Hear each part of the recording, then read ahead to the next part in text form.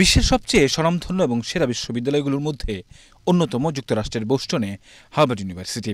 সেই ক্যাম্পাসেই অনুষ্ঠিত হল Chittagong university alumni association USA আয়োজিত দুদিনব্যাপী সম্মেলন।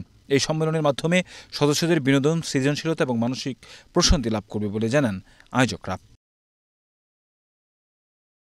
হার্ভার্ড ইউনিভার্সিটিতে অনুষ্ঠিত হয়ে গেল চট্টগ্রাম ইউনিভার্সিটি অ্যালামনাই অ্যাসোসিয়েশনের দুদিনব্যাপী সম্মেলন।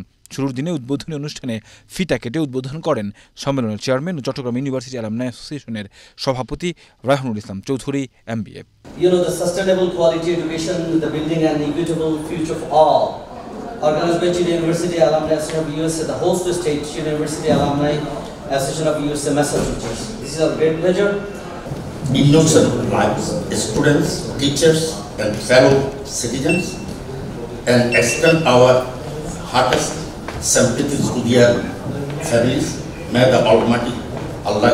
Today we are honored to welcome an outstanding panel of experts, educators, policymakers, innovators, advocates who will share their insights, experiences, and visions for a more sustainable future in education.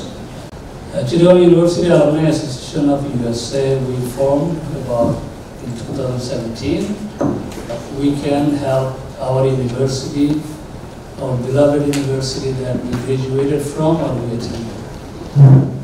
And the reason we choose the Massachusetts chapter for this convention is they are very active. In addition to that, the Harvard University is known to the whole world. সেমিনারে উদ্বোধনী বক্তব্য প্রদান করেন সম্মেলনের সদস্য সচিব টিপু চৌধুরী। বক্তব্য রাখেন সম্মেলনের আহ্বায়ক মোহাম্মদ জানে আলম। অনুষ্ঠানে সঞ্চালনা করেন কনভেনর প্রফেসর খন্দকার করিম, DBA।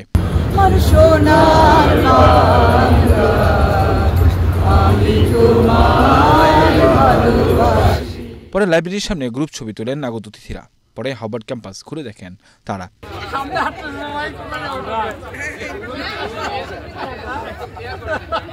বোস্টনে হোটেলের রয়্যাল সুলতানের সামনে Chittagong university alumni association USA আয়োজিত দুদিনব্যাপী সম্মেলনের দ্বিতীয় দিনে দুপুরে বাংলাদেশের জাতীয় সঙ্গীত গেয়ে পতাকা উড়িয়ে এবং ফিতা কেটে উদ্বোধন করেন সম্মেলনের চেয়ারম্যান ও চট্টগ্রাম ইউনিভার্সিটি অ্যালামনাই অ্যাসোসিয়েশনের সভাপতি রায়হানুল ইসলাম চৌধুরী, MBA।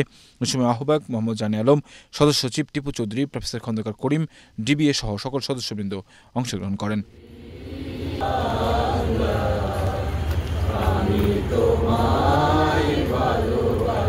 এরপর হোটেলের বলরুমে ম্যাগাজিন বাতিঘরের মোড়ক উন্মোচন করেন।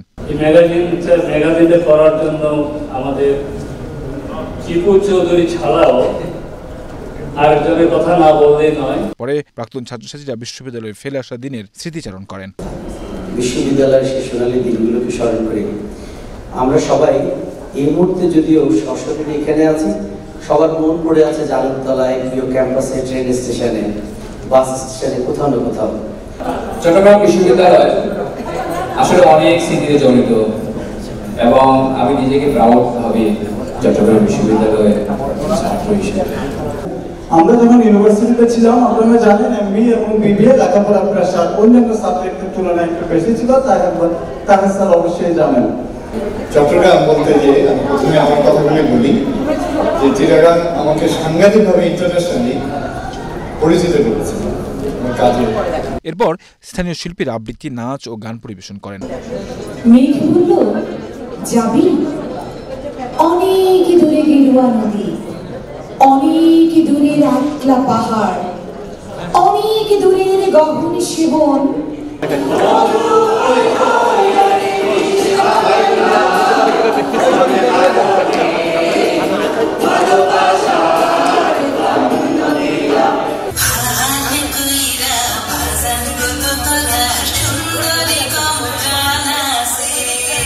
পরে চট্টগ্রাম বিশ্ববিদ্যালয়ের মুক্তিযোদ্ধা শিক্ষার্থীদেরকে উত্তরীয় এবং ক্রেস্ট দিয়ে সম্মাননা জানানো হয়। উনি সবচেয়ে ছোট মুক্তিযোদ্ধা, উনি তখন ক্লাস 9-এ পড়তো।